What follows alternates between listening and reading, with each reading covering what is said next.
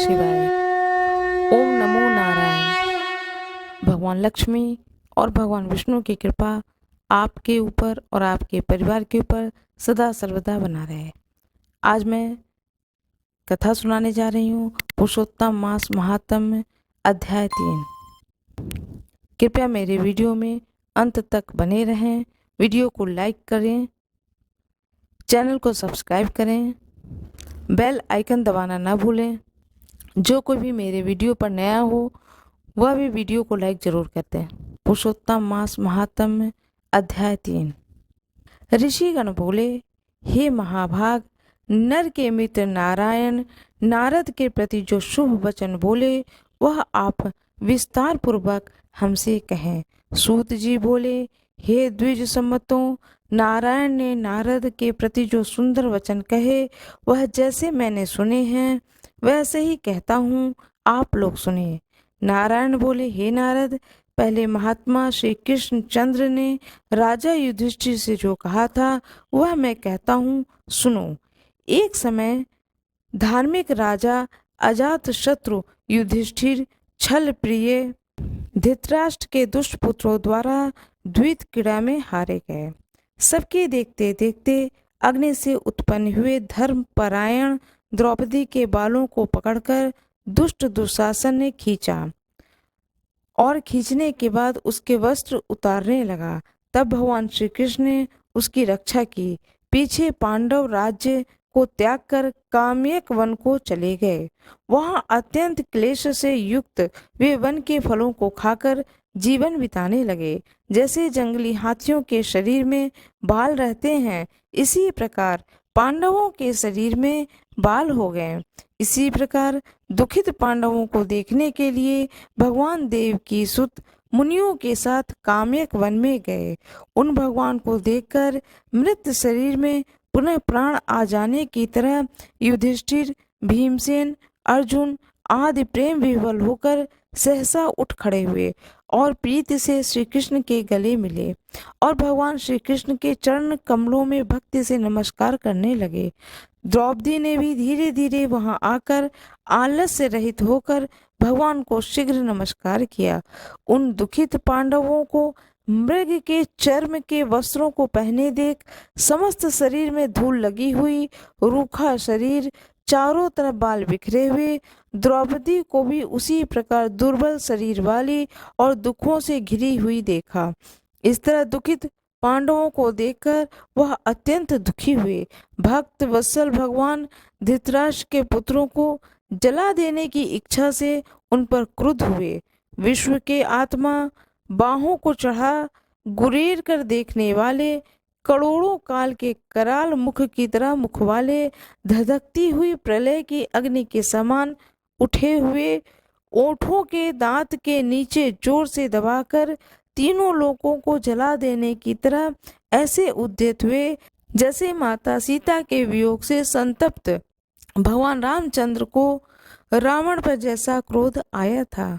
उसी प्रकार से क्रुद्ध भगवान को देखकर कांपते हुए अर्जुन कृष्ण को प्रसन्न करने के लिए द्रौपदी, धर्मराज और लोगों से भी अनुमोदित होकर शीघ्र ही हाथ जोड़कर उनकी स्तुति करने लगे। अर्जुन बोले, हे कृष्ण, हे जगत के नाथ, हे नाथ, मैं जगत के बाहर नहीं हूँ, आप ही जगत की रक्षा करने वाले हैं। हे प्रभु, क्या मेरी रक्षा आप नहीं करेंगे?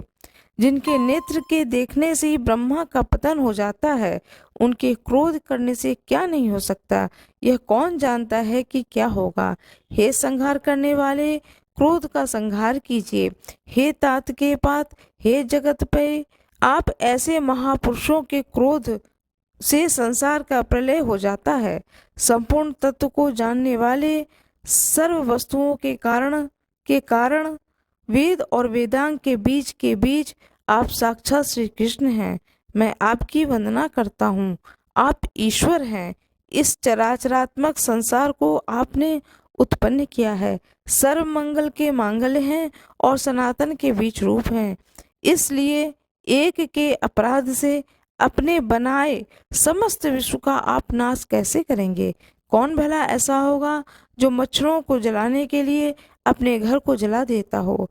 श्री नारायण बोले, दूसरों की वीरता को मर्दन करने वाले अर्जुन ने भगवान से इस प्रकार निवेदन किया और प्रणाम किया। सूत जी बोले, श्री कृष्ण ने अपने क्रोध को शांत किया और स्वयं भी चंद्रमा की तरह शांत हो गए। इस प्रकार भगवान को शांत देखकर पांडव स्वस्थ हुए। प्रेम से प्रसन्न मुख एवं प्रेम विह्वल हुए सबने भगवान को प्रणाम किया और जंगली कंद मूल फल आदि से उनकी पूजा की। नारायण बोले, तब शरण में जाने योग्य भक्तों के ऊपर कृपा करने वाले श्री कृष्ण को प्रसन्न जान विशेष प्रेम से भरे हुए नम्र अर्जुन ने बारंबार नमस्कार किया और जो प्रश्न आपने हमसे किया वही प्रश्न उन्होंने श्री कृष्ण से किया।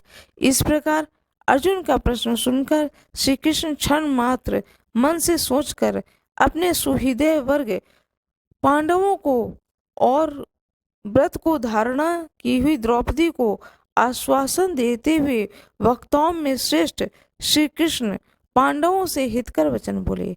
श्री कृष्ण जी बोले, हे राजन, हे महाभाग, हे श्री विवत्सो, अब मेरा वचन सुनो। आपने यह प्रश्न अपूर्व किया है। आपको उत्तर देने में मुझे उत्साह नहीं हो रहा है। इस प्रश्न का उत्तर गुप्त से भी गुप्त है, ऋषियों को भी नहीं विदित है। फिर भी हे अर्जुन, मित्र के नाते अथवा तुम हमारे भक्त हो, इस कारण से हम कहते हैं। हे सुव्रत, जो उत्तर है वह अति उग्र है, अतः क्रम से सुनो। चैत्र आदि जो 12 मास, निमेष, महीने के दोनों पक्ष, घड़ियां, प्रहर, तिप्रहर, 6 ऋतुएं, मुहूर्त, दक्षिणायन और उत्तरायण, चारों वर्ष, युग, इसी प्रकार परार्थ तक जो काल है वह सब नदी, समुद्र, तालाब, कुआं, बावली, सोते, लता, औषधियाँ, वृक्ष, बांस आदि पेड़, उनकी औषधियाँ, नगर, गांव, पर्वत, पुरियों, ये सब मूर्ति वाले हैं और अपने गुणों से पूजे जाते हैं। इनमें ऐसा कोई अपूर्व व्यक्ति नहीं है जो अपने अधिष्ठात्रित देवता के बिना रहता हो। अपने अपने अधिकार में पूजे जाने वाले ये सभी फल को देने वाले हैं। अपने अपने अधिष्ठित देवता के योग के महात्म से यह सब सौभाग्यवान हैं। हे पांडुनंदन, एक समय अधिक मास उत्पन्न हुआ। उस उत्पन्न हुए असहाय निंदित मास को सब लोग बोले कि यह मल मास सूर्य की संक्रांति से रहित है, अतः पूजने योग्य नहीं है। यह मास मल रूप होने से छूने योग्य नहीं है और शुभ कर्मों में अग्राह्य है। इस प्रकार के वचनों को लोगों के मुख से सुनकर यह मास निरुद्योग, प्रभा रहित, दुख से घिरा हुआ, अति खिन्नमन, चिंता से ही ग्रस्त मन होकर व्यथित हृदय से मरणासन्न की तरह हो गया।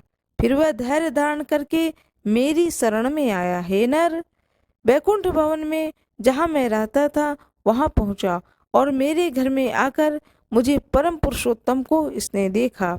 उस समय अतुल्य रत्नों से जड़ित सुवर्ण के सिंहासन पर बैठे मुझको देखकर यह भूमि पर साष्टांग दंडवत कर, हाथ जोड़कर, नेत्रों से बराबर आंसुओं की धारा बहता हुआ धैर्य धारण कर गदगद वाणी से बोला।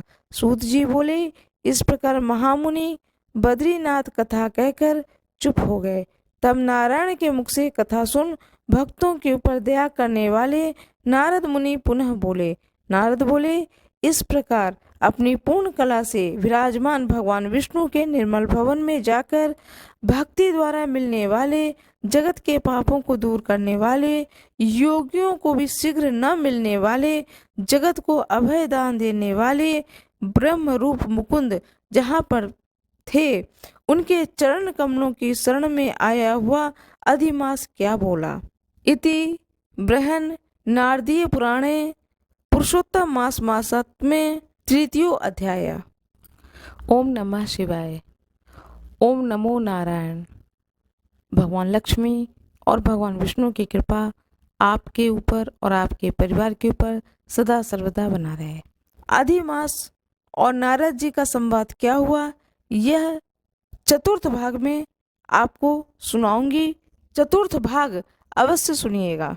मेरे गुरु कृपा चैनल पर मैं पूरे पुरुषोत्तम मास की कथा को सुना रही हूँ।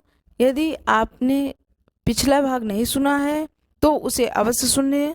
मेरे गुरु कृपा चैनल पर देखिए, सारी कथाओं को सुनिए, उन कथाओं का आनंद लीजिए, कथाओं का रसपान करिए, लोगों को शेयर करिए। सोमवार की कथा, प्रदोष व्रत कथा, एकादशी व्रत कथा, गणेश चतुर्थी व्रत कथा, वैनायक की चतुर्थी व्रत कथा, और अब मैं सुना रही हूँ पुरुषोत्तम मास की कथा। यह सारी कथाएं सुने और इन कथाओं का आनंद प्राप्त करें। इन कथाओं के सुनने मात्र से ही ईश्वर की कृपा प्राप्त होती है, इसमें कोई दो राय नहीं है। इन कथाओं को अवश्य सुनें। मेरे वीडियो को लाइक करिएगा, चैनल को सब्सक्राइब करिएगा, कमेंट बॉक्स में नारायण नारायण अवश्य लिख दीजिएगा। धन्यवाद।